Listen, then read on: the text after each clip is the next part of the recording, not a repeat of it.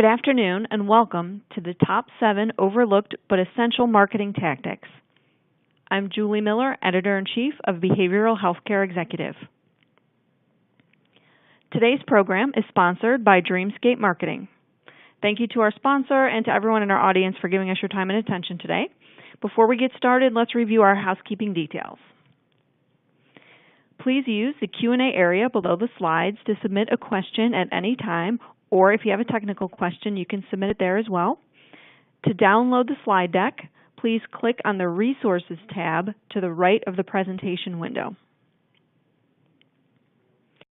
Finally, you can also join our webinar conversation on Twitter by using the hashtag BHELiveWebinar.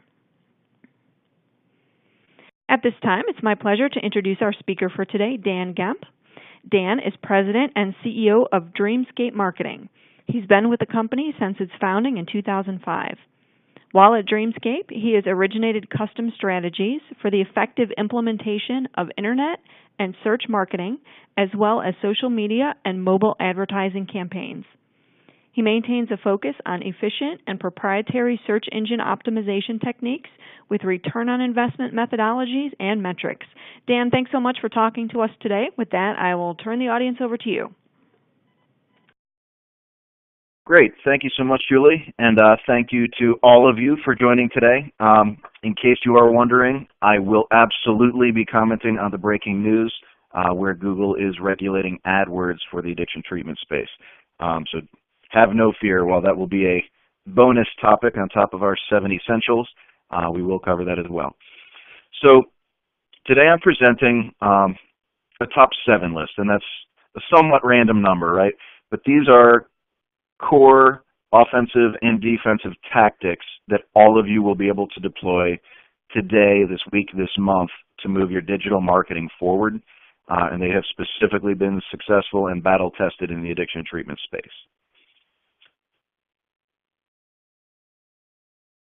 So where all of my research begins, and probably the same for you, we are all average American consumers. We all shop the same way. We all generally follow the same trends. When smartphones came out, we all went and got one within the first 2 years. So all of this begins with Google. We turn to our beloved search engine and say, hey, Google, which top 7 marketing tactics am I missing? And why 7? Seriously.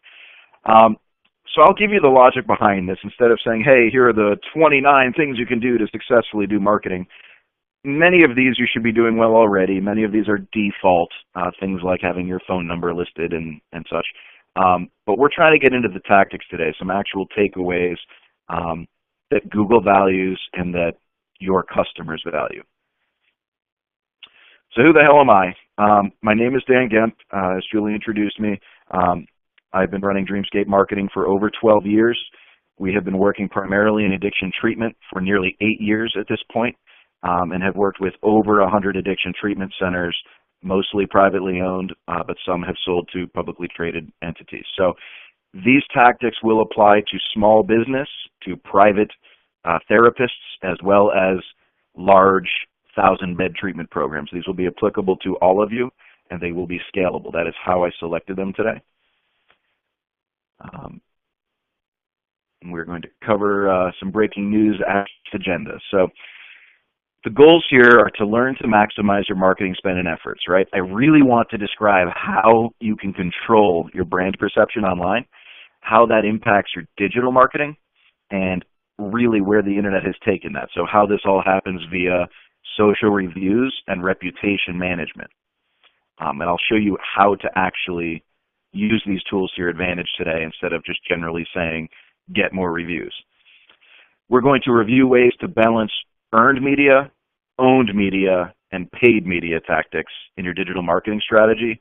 All of these with the goal to drive more traffic to your website, authentic traffic to your website, where hopefully you are all transparently marketing your actual services and locations. Discussing how to leverage short-term and long-term tactics. So this is something that you all need to keep in balance. Of course, we want to grow our businesses today, but there is sadly an epidemic level trend going on where we need to plan for the long term. There are millions of people that need our help, And so what short-term tactics might be effective and what long-term tactics might be desirable for you as sustainable business practices. We will identify key trends that are happening right now for you to take advantage of, as well as marketing tactics that simply cannot be overlooked, best practices. So hopefully that will give you all a nice collection of to-do items to keep you busy for the next several months, and we'll go through those. But first, breaking news. I've had the opportunity in the last 3 days to speak not only with Vendo Media and their industry publications, but also the New York Times and Bloomberg's Business Week. Google Adwords has completely changed the game. They cut the hard line and they said, you know what? All of this fraud and unethical behavior and all the complaints we're hearing and all of the outcry about patient brokering and just unscrupulous activity online, we are just going to manually shut down the opportunity to bid on rehab-related keywords on Google AdWords. So they are, that move will, it is the right thing to do, it is ethical, but it will cost them millions and millions of dollars, and it will level the playing field. However, there are two things to consider. One, they're not shutting it off forever. This has happened before. This happened in payday loans. This happened in bail bonds. This has happened in remote desktop IT support. There was lead generation and fraud going on. Google have changed their bylaws and reworked, for lack of a better term, the algorithm, the rules with which you are allowed to have an ad approved or not have an ad approved. And then the flow of AdWords was turned back on, albeit at a much more conservative level. So, Captain Hindsight to the rescue. If you were banking on 100% of your marketing and your admissions efforts coming in from Google AdWords, that is no longer a viable option under any circumstances. It is still a very strong media outlet. It will still be the number one referral source where people turn for their research when seeking an addiction treatment provider. So Google is still the single most important channel for your marketing, but their AdWords product is not going to be a sure thing. It has been my understanding, having talked to their support teams, that they are manually reviewing as many as 70,000 keywords related to mental health as a whole, rehab specifically, and any, let's call them retail terms like rehab center near me. So you'll see, even if some ads are still running, this is a manual review, and it will take them days or weeks to filter, and then they will most likely let authentic treatment centers with verifiable addresses, they will most likely allow them to still use this platform. It's not a complete shutdown. It is meant to filter out lead generators and unethical providers. So that is that, and anything else on the topic we would have to discuss another time, because I've got to give you 7 super valuable things you can do instead. So what are all the goals here, right? What are the must-have marketing channels? Why do I define that as 7 things? My goal is to tell you everything that we do and then have you try to do it. So you might feel like you already have your marketing efforts in order. You might say, there's no chaos in my house. We run a tight ship and we're super on top of our digital presence. But so are your competitors. The beauty of the internet is they can see everything you're doing and you can see everything they're doing. And if your competitor starts using Google My Business, you would start using Google My Business, or vice versa. So the goal here is to protect yourself and not be overinvested in one channel, but still maximize your spend. The budget breakdown we have seen our most successful clients utilize is a 20 to 25% budget. This is out of your total marketing budget. 20 to 25% would go to online and digital marketing, and it would generate that percentage of your admissions. 20 to 25% would go towards paid and earned media. That could be things offline. That could be billboards. That could be press releases. That could be event marketing. 30% of your business, and thus your investment in your marketing efforts, even in staffing your departments, you should have alumni outreach representatives, and that should account for nearly 30% of your admissions over the long term. If you're seeing drastically less than that, you're either not providing quality care or you are simply not investing adequately in people or resources to reach out to your alumni and keep them involved as a community. So look at what hospitals do and look at what universities do. Any alumni are in some kind of a managed program where they're constantly communicated with after participating in any program. And then beyond that, sales and outreach are actually overlooked in this industry more often than not. 20 to 30% of your admissions and marketing dollars, right? You can't just hire a salesperson and say, get to work. You need to invest in them and give them the marketing tools to activate community outreach, get involved with their peers and professional colleagues, and that would then drive 20 to 30% of your admissions. So with that, you want these tactics to accelerate your growth. You don't want to just say, we grew 8% last year, let's grow 8% this year. This is a healthcare epidemic. It is okay to grow. It would be opportunistic to reinvest and continue scaling your program. That is why you see private equity so aggressively coming into the space. So if there is $4 billion of new capital entering the industry this year, one, how are you going to compete with that and maintain your market share? And two, how can you participate in that and tactically outperform some big spenders? I will answer that as directly as I can today. We want to gauge your internal marketing's impact as well on your external marketing, right? Hey, what if by spending money on Adwords, more and more and more people have heard of my brand and start referring to us by name? What if that brand recognition holds its value for the long term and we become a dominant player in the space?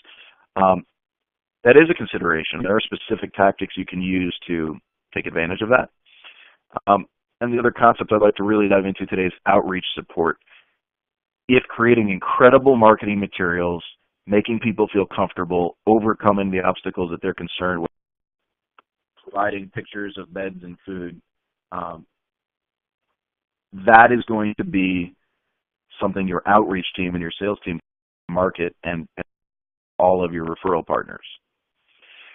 So taking that same concept and saying, all right, then how can we leverage digital marketing tactics for better ranking and patient engagement? You do still want to drive admissions through the web. If you're educating your customers, that can be done in a super ethical way. You don't need, if you're generally an ethical operator, you do not need to be concerned with these Google changes whatsoever. They're simply looking to filter out unscrupulous and, quite frankly, illegal patient brokering behaviors. So this should play out to your advantage.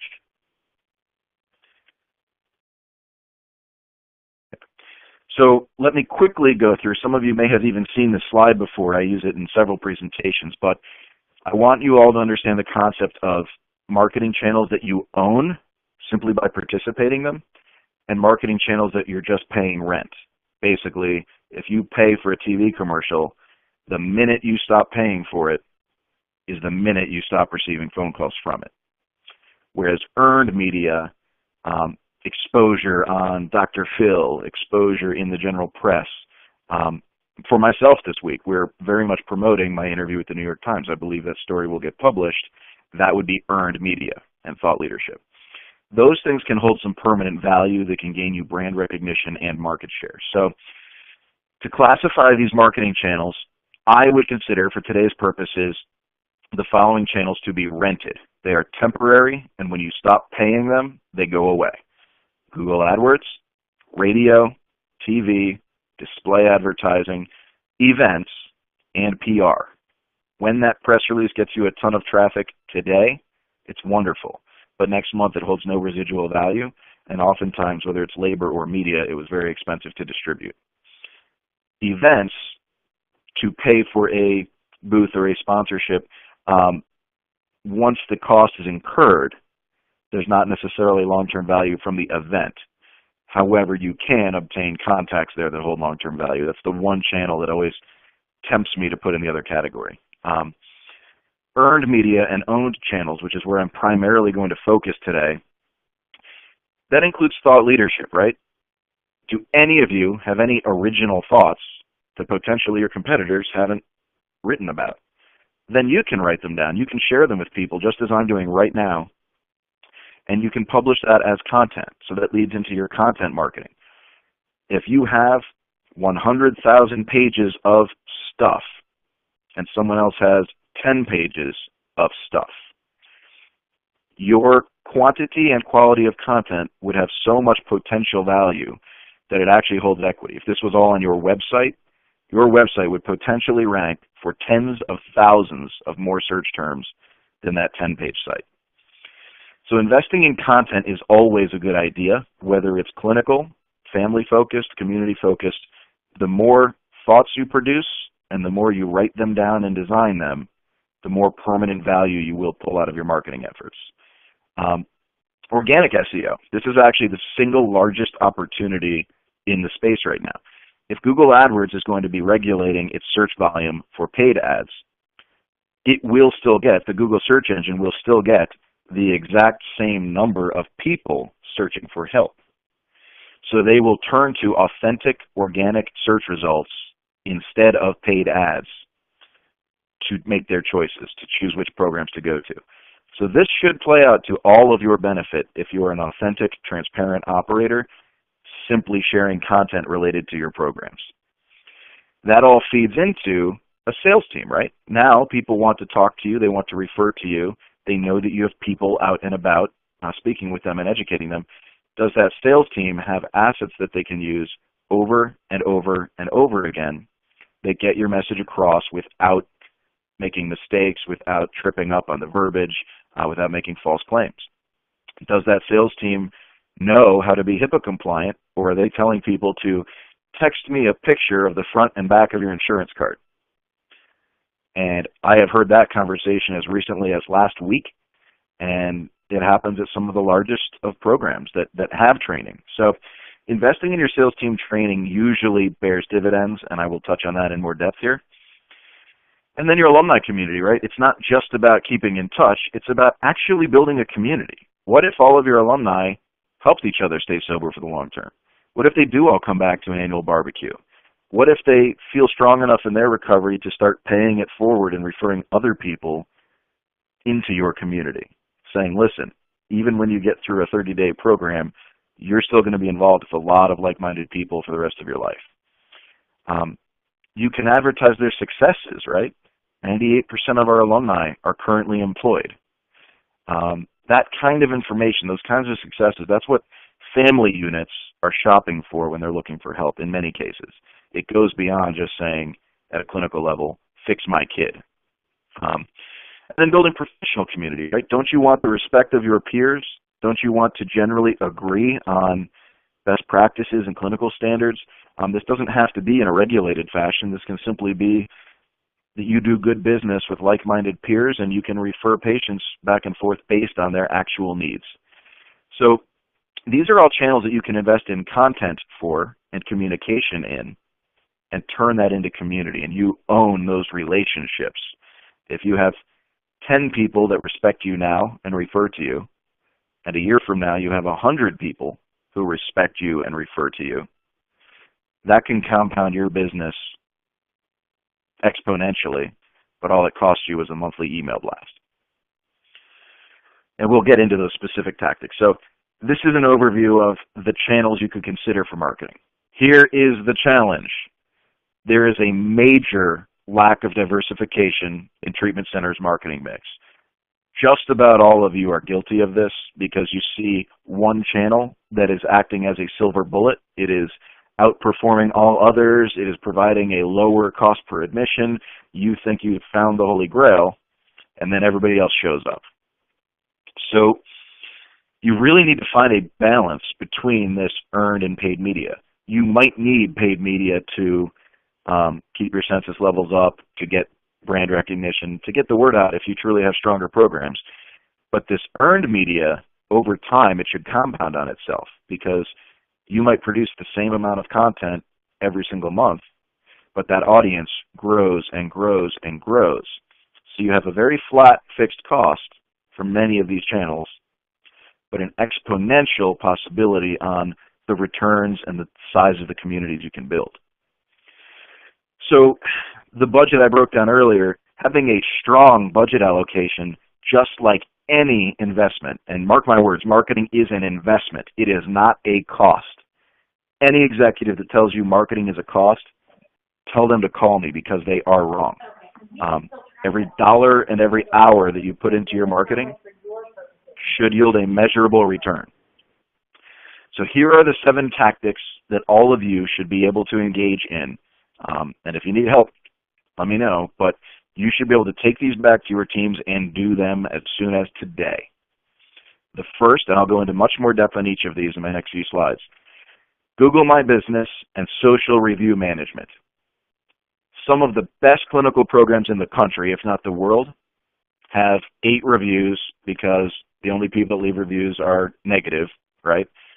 The 800 patients that were extremely happy with their program simply didn't leave a review because, just like going to a restaurant, if you had a good meal, that's what you expected, that's what you paid for. But when you have a bad meal with a bug in it, you are going to give them the worst reviews ever and tell the entire universe. So this is a life and death condition. You are dealing not with just a patient, but with their entire family and their entire social network. And so oftentimes mismanaging your Google My Business listings as well as your social profiles, that can lead to massive business detriment. And it's difficult to do. You would have to make up for one bad review, you might have to go and get 10 or 20 or 50 authentic referral partners and past patients and alumni and families to leave their sincere reviews of your program.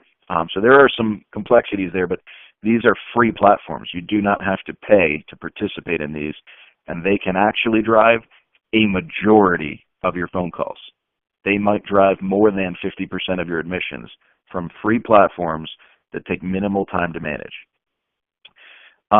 Your alumni and partners are 2 different audiences, and I can't tell you how many people have one all-inclusive newsletter that goes out, and it's talking about clinical stuff and conferences and CE credits, and that's also going to alumni and families and anybody that's on the email list. If you segment those 2 audiences and send them different numbers, you will find, and different information, you will find that it bears massive participation levels, way more feedback, way more involvement. You can build an alumni community and a partner community. And I have seen very few programs ever do both of those things successfully, but they're pretty low cost. It doesn't cost you much to keep in touch with people that are willing to keep in touch with you. Typically, that would be emails and potentially microsites, and I will show you both. Number 3, video, right? People trust video. My evidence is the number 2 search engine on the planet, YouTube. People enjoy video, and they don't trust written testimonials anymore. They do trust video testimonials. It's much more difficult to lie on camera. You are able to relate to someone by age, gender, by message, by their exact life story. And a bit more of a marketing gimmick, but something that we believe provides a ton of transparency, virtual reality tours.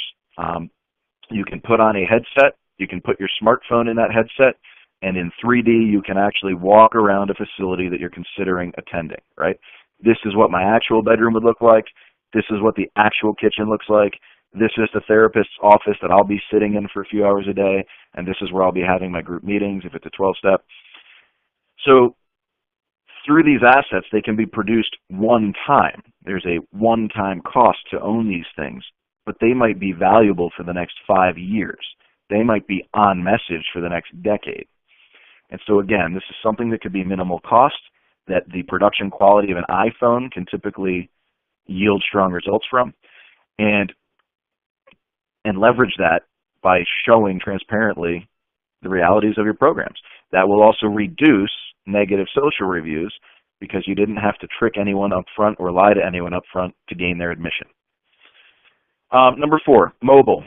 I cannot tell you still, I've been declaring this for almost a year now. Google created a technology called accelerated mobile pages. More than 50% of your traffic should be coming in from smartphones. If you check your Google Analytics and it is not, it means that you haven't built a strong enough mobile version of your website, okay? Most of our clients are in the 50 to 60% range from unique users coming in from the smartphone. And that's not tablets and smartphones, that is phones. What is the one device you wouldn't sell to buy drugs? And what is the one device that that a family wouldn't cut their loved one off from. They need that lifeline.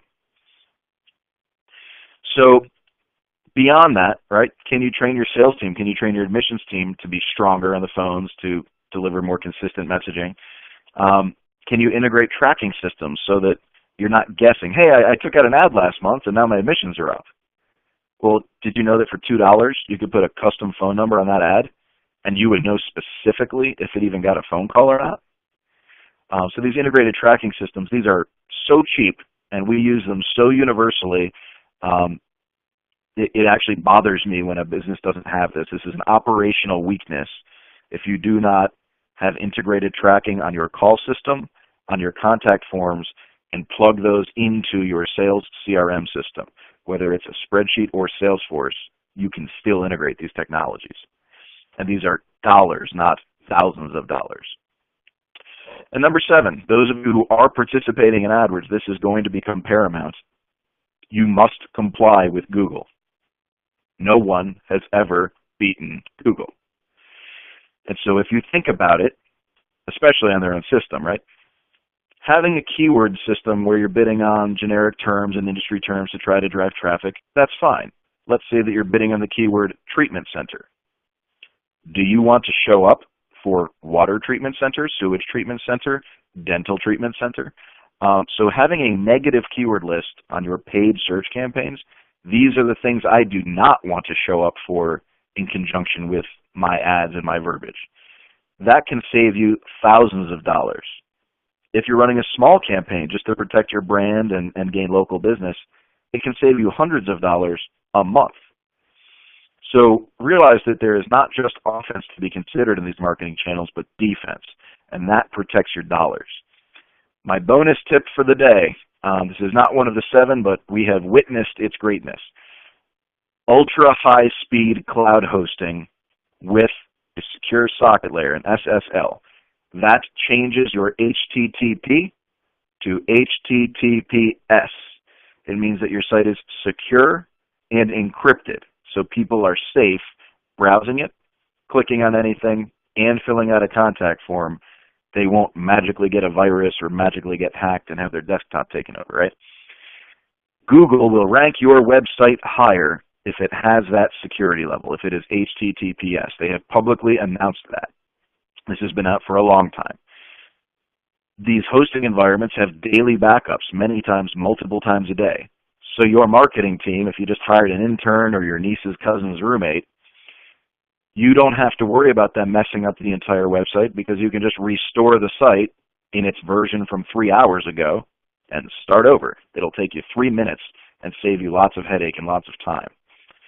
And this actually can increase your rankings for organic search, right? So this high-speed hosting, the faster your site loads, the higher you rank.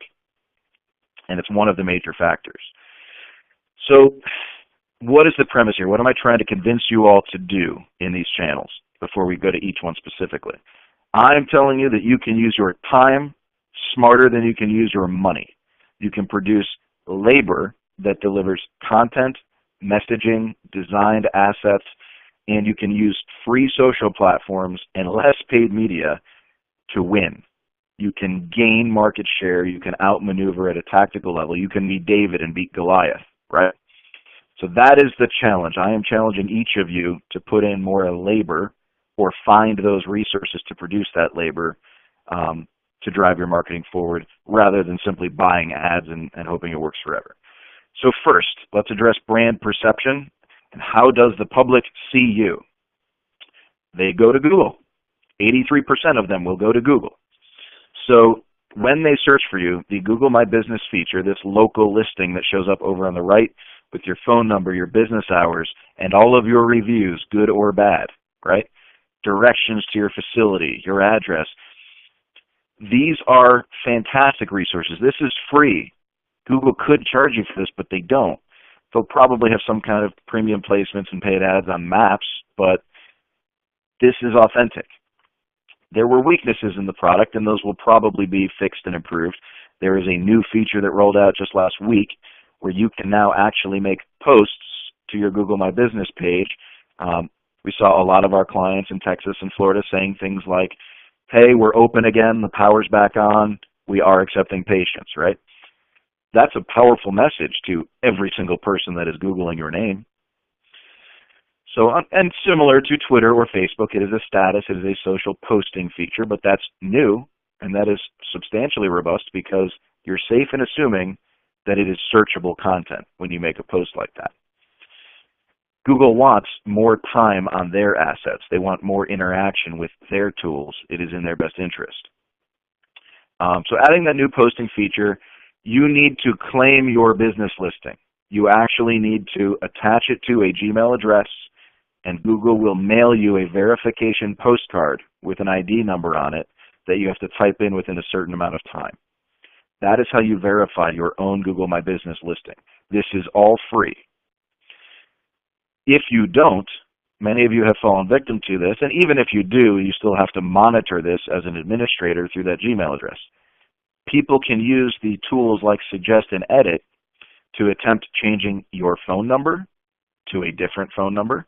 And if you're not monitoring that and saying, no, I did not make that change, right, which is what your email address would deliver to you, they would give you a prompt or a notice that someone's trying to steal your profile.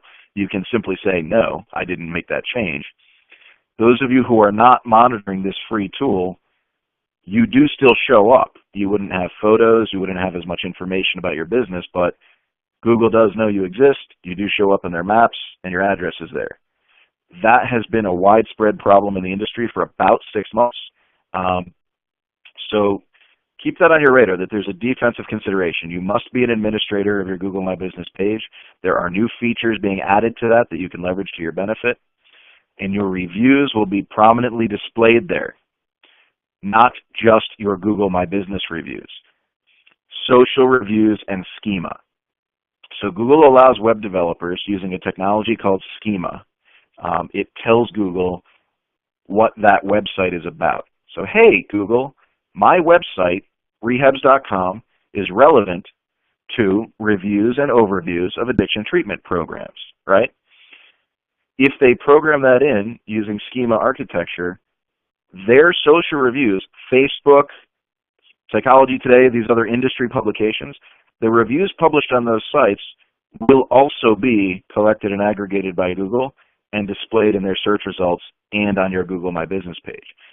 So these are still, many of these are low-cost resources or free resources, your Facebook reviews, your Google My Business reviews.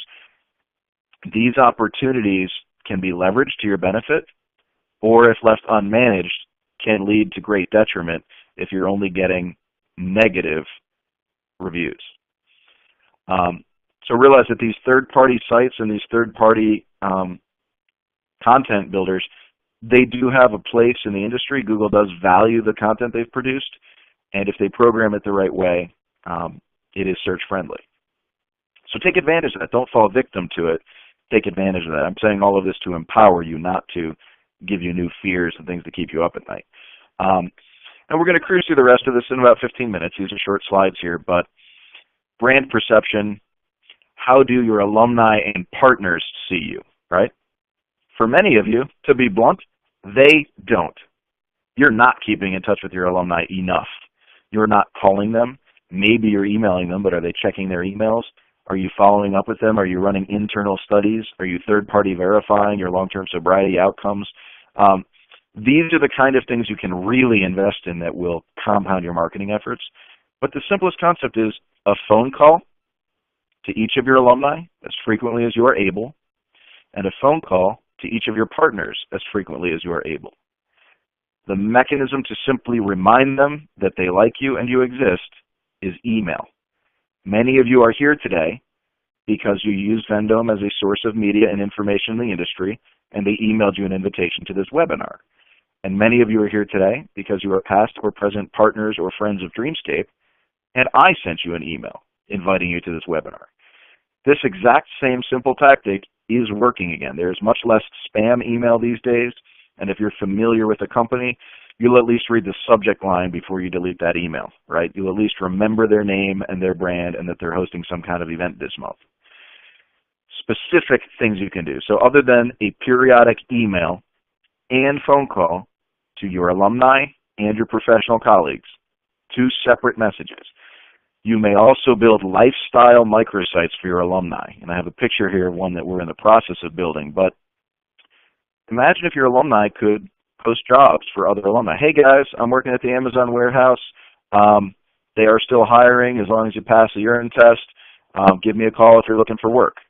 Wouldn't that be amazing if your alumni start helping each other with life skills and employment? What if your alumni start posting happy life events, right? Hey guys, 3 years sober. I just got married. Hey guys, 5 years sober. I have a kid and it's changed my world. That kind of inspiration, that kind of hope, you cannot manufacture, and that is what this industry needs. Positive messaging that isn't just rainbows and unicorns and medically assisted treatment, right, for the rest of your life. So your own alumni will give you the most profound marketing messaging that could possibly be created, and they'll do it for free because we all want to be a part of something. You can also request positive reviews because it is our natural inclination as consumers to complain about things we don't like, but if we're otherwise happy, why would we go out of our way to review things that we do like? So it is more likely, unfortunately, that you will receive negative reviews readily, and you will not curate positive reviews as easily. You can email your alumni, you can email your employees, you can email your professional colleagues and say, look, I don't want falsehoods and I don't want lies. Tell people why you like working here. Tell people why you enjoyed coming here. Tell people why you do business with us. In all transparency, give us a serious review. If a massive amount of reviews come in negative, you need to rework your entire clinical program. If a huge amount of reviews come in positive, you have protected your business for the long term. Fewer people, if they leave one bad review and you have 100 5-star reviews, they're barely going to impact your total ratings. So this proactive effort, exit interviews, those types of things with your patients and with your colleagues, those are mission critical to controlling your brand perception online.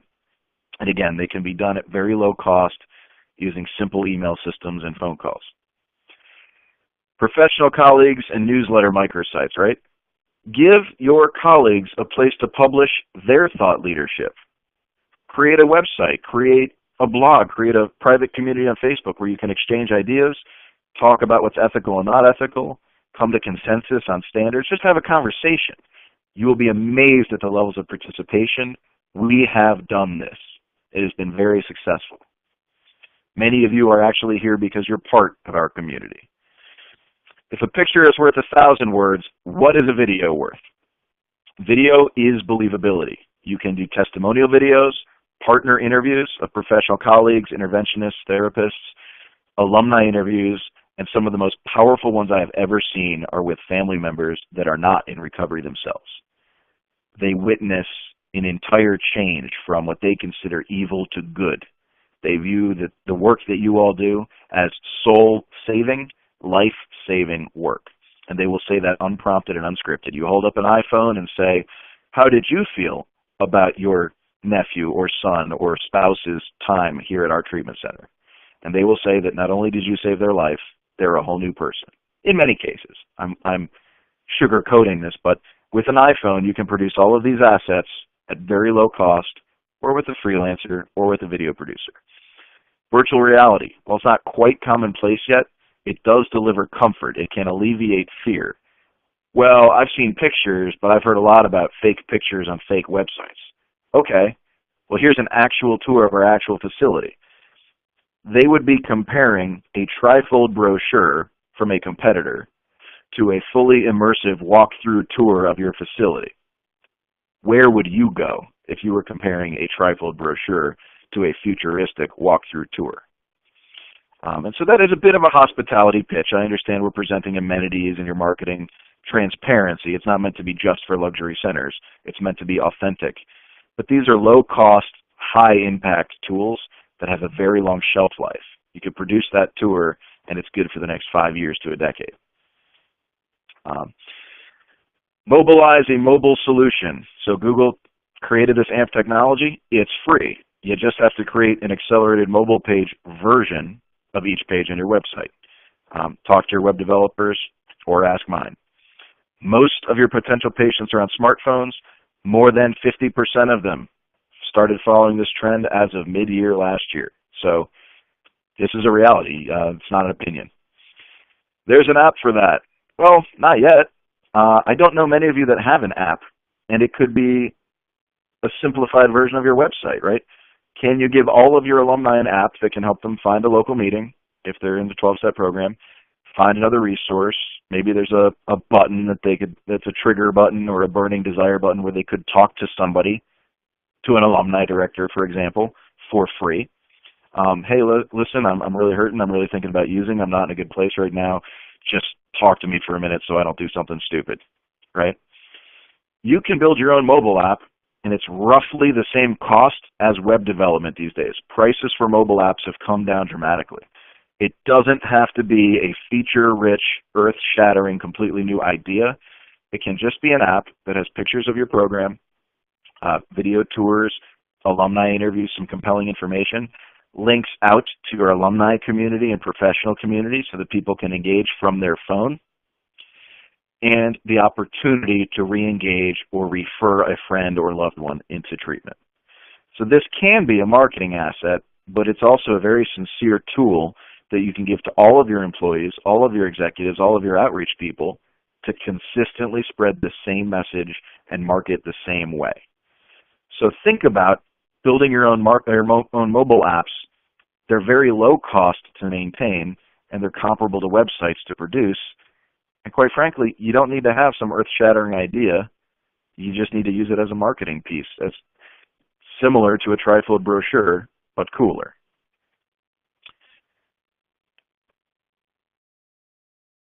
What if your admissions guru isn't one?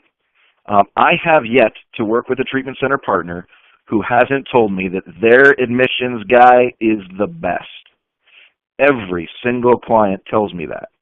And yet I have one who converts 35% of all phone calls into admissions, and another that misses 35% of all the calls they receive. It forwards to their cell phone and they just don't pick it up. So I'm not going to let you all tell me that you have an admissions guru. I am going to challenge you. If you do, investing in them to give them additional training is going to make them incredible and increase their effectiveness even more, right? And if they're not a guru, giving them some basic sales training is going to help them speak to multiple audiences with greater impact. And if their admissions rate goes up by even one admission a quarter, we're talking sales training that might cost a few $100s to a few $1,000s once, and they will hold that skill set for the rest of their career. So there's, again, something that costs you minimal investment for marketing that would have ongoing returns. You can send them to more events and help them participate in trade organizations. You can have your sales CRM, something like Salesforce, track all their relationships and monitor all of the contact information so that if they ever left your company, you still own the relationships they generated. You can still email them and have them participate in your community. And so you might not lose that referral partner just because an outreach person left. And then call tracking for everyone, right? You can give a different phone number, again, for $2 using a system like Call Tracking Metrics. That's my personal favorite. You can use that to give every single person you work with a dedicated phone number that forwards to their office phone or their cell phone or whatnot. And you'll know that you won't have a general idea of how many calls they got. You will know exactly how many calls they processed, how they handled them, the duration of these calls, and what marketing channel they came from. This is actually what that platform looks like. Integrating that technology with your CRM is worth its weight in gold. You will have information on phone calls by source. So did that ad you just bought yield phone calls? You will have cost per everything, cost per call from Google Adwords, cost per call from organic SEO. You will know how many calls were handled by which person. Hey, my admissions guru handled 800 calls, and my new admissions person handled 14 calls. How do we help to average out to 2? How do we take some workload off of your guru, and how do we improve the performance of your new guy, or gal, excuse me. You can have a new number on every single ad. You can have CRM integrations in one click many times. The more popular CRMs like Salesforce or Zoho, many of them have one-click integrations or a standard format. where you can deduplicate. If someone is already a patient and they're already in your system and they call you through a marketing channel, it would not create a new contact. It would actually just let you know that, hey, this alumni is calling you again. You can keep a long-term trailing average of every person that you've ever helped. So what is all this leading us towards? What I'm talking about is low-cost or one-time cost assets that can deliver compound returns. But what about an asset that you produce once, like a list of negative keywords, that could save you hundreds to thousands to tens of thousands of dollars a month on a platform that is becoming more and more regulated, which should play out to your favor? So you would survive Google's cleanup and regulation, and you would stop paying for traffic from keywords like water treatment center, sewage treatment center, recovery. A lot of the industry bids on recovery-based keywords, but recovery applies to a sprained ankle, diabetes, a broken arm. I mean, recovery applies to any medical condition whatsoever. We're simply referring to it as a broad term for sobriety, long-term recovery from addiction. I am in recovery, that the self-identifier. The rest of America, they're just typing in a Google search for heroin treatment program, men's rehab center. So by discluding irrelevant search queries, first of all, it helps Google and it helps the rest of the industry because people aren't being misled. Second of all, you're supporting your own marketing efforts by saving money, which you can reinvest in these other assets and channels. So all 7 of these strategies pair well with each other. They feed each other and fund each other to keep these channels inexpensive and highly effective. And we'll be wrapping up momentarily here, but how is my web hosting considered marketing, Dan? You've lost it. You'll notice my little pun here. You've lost IT. This all has to do with speed. How fast your website loads is a major ranking factor in how well your website ranks in search results for all keywords. So you need to invest, believe it or not, and GoDaddy hosting, it's fine, but it's not fast. For most of our clients, we built out an enterprise cloud that is HIPAA compliant and high speed on WP Engine. That is the hosting company. An enterprise cloud is very expensive. There are advantages to it, but even their mid-tier programs would be favorable to slow hosting. You would have a secure user experience. You would have a low cost, so you get that HTTPS address. You can have dynamic site loading and backups, basically just meaning they've got technology that loads your site faster, and you're going to have backups where when you make a mistake, which you will eventually, if you're using WordPress, it's easy to fix but easy to make mistakes. You could simply restore a backup from a few hours earlier as opposed to a month prior and lose all of your work for the month. And there's a technology called CDN, a content distribution network, where your image files and video files can load off of a different machine than your text files and web files. And so at the same time, your website is loading super fast, even if it's loading huge assets, because it's coming from 2 different machines at the same time. So that CDN advantage is something that you should all look for in your hosting packages, as well as vulnerabilities and security. You may not be HIPAA compliant. So how will I know if I'm getting to the right market? We'll cruise through this concept and then we'll break for questions. But how will I know if I'm getting to the right market? You tell me, right? You'll notice that you're getting a lot of bad reviews if you're not talking to the right audience. Right? If you're speaking to your real alumni and you're really helping people and you're speaking to your partners and your employees, you'll notice that you have a lot of good reviews. If you're speaking to people who don't like you or they're having to go out of their way to leave a review about their bad experience, you're going to see reviews like the one on my screen. This is an actual review. As a former patient, I do not recommend this facility to anyone ever. They are more concerned about money and profit than the well-being of their patients. I am deeply concerned and appalled that they are having their own staff members and team leave reviews. Well, here's what's interesting. On rehabs.com, this exact same facility is rated 4.3 out of 5 stars, and on Facebook, it's 5 out of 5. So this patient might have left against medical advice. They might have had a bad experience. They might not have liked the food, but they didn't get specific. All they said was, 1 star, I hate this place. To counter that, you would need 10 or 20 or 50 reviews of 4 and 5 stars to maintain your average, to keep your reputation clean. You can always comment on these reviews if people will read your replies, but if you're not proactive on this, you will actually speak to the wrong market, strike nerves, and make people angry. So how do you ask for more reviews without looking cheesy, without being fake? Well, that depends. Which groups of people actually like you? And I'm being very serious. Can you just shoot an email to your employees saying, hey, if you like your job here, can you please go to Google Reviews and just write down why? Hey, I like my job, I'm helping save lives. Or, hey, I like my job, it pays me pretty well. They don't need to lie, they don't need to pretend to be patients.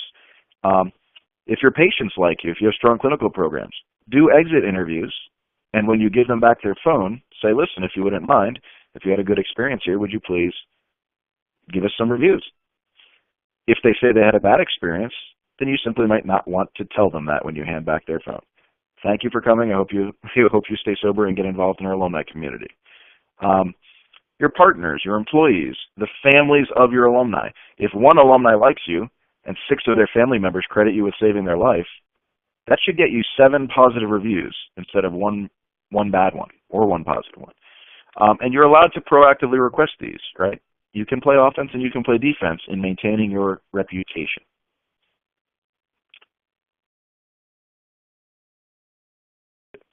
Defining and refining your market. This is something you need to monitor. Where are your calls actually coming from? Where are your referrals actually coming from?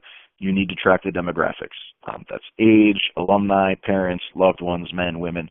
It is not okay to say that you have a 40-year age range and anybody with PPO insurance is a good prospect for you. You are better suited to treat a certain age patient, a specific gender patient in many cases, based on your housing and your staffing ratios and such. You don't need to target luxury if you're not luxury. A lot of people are not comfortable with luxury. And so if they live a normal life, a blue-collar life, they don't care about the thread count of your sheets. They just want to be comfortable in their recovery.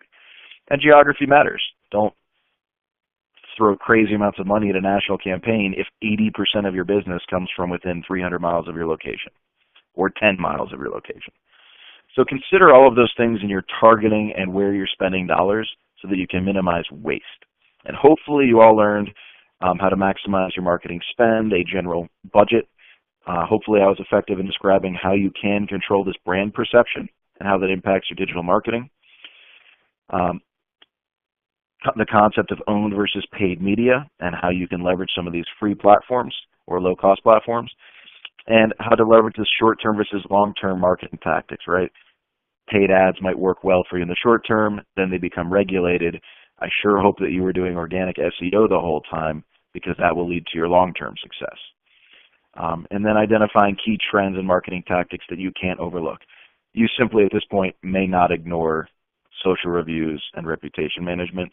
It is very difficult because it's not necessarily something that a third party can do for you. I wish I could, but you can follow this advice and these best practices to gain positive feedback and positive reputation. So with that, on my screen I have a few dates and links. I will be at the Moments of Change conference in Palm Beach next month.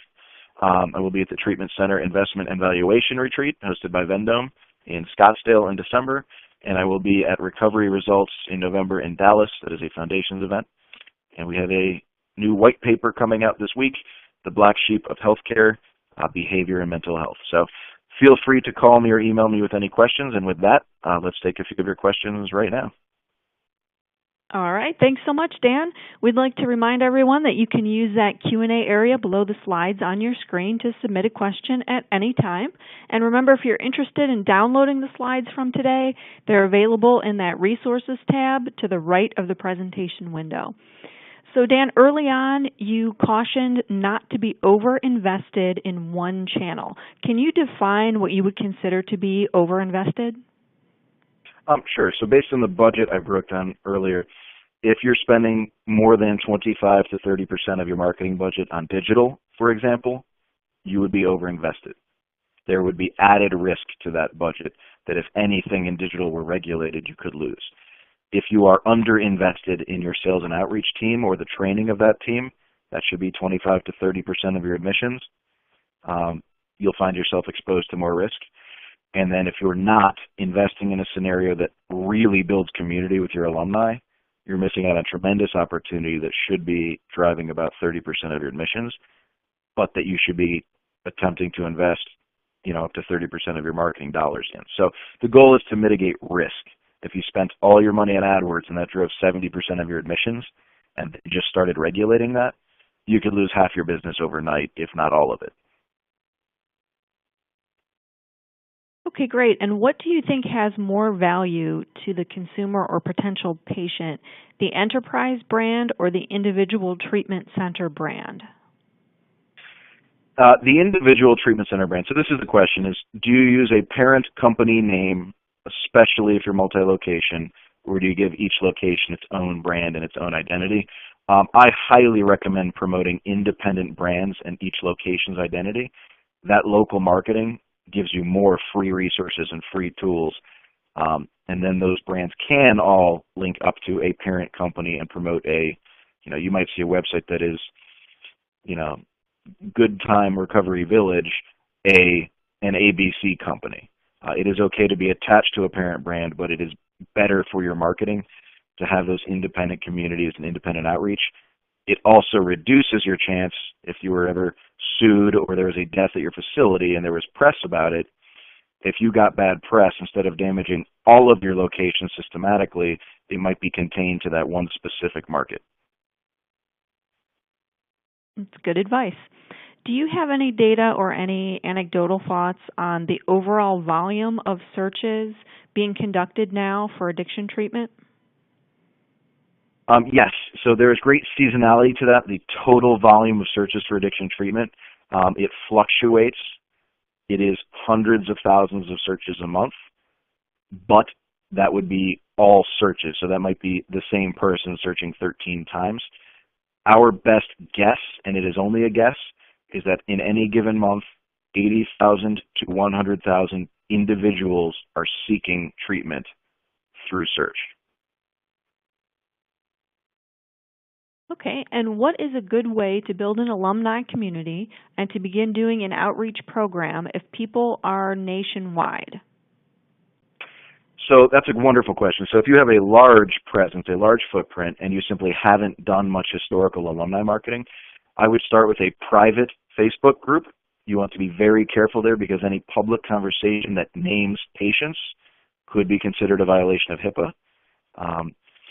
So I would basically break down a private community on Facebook, and then I would create an alumni microsite that promotes all of the good things that can happen in sobriety and all of the aspects of a life well lived, happy and sober, whatever that means to you, whatever your alumni are doing. If you have a young millennial crowd, they are going to respond to a drastically different message than a mostly female crowd in their late 40s and early 50s. So keep that messaging on point, or consider making multiple alumni microsites, but you want to engage them on their lifestyle, and you want to engage them in conversation through a private and safe community.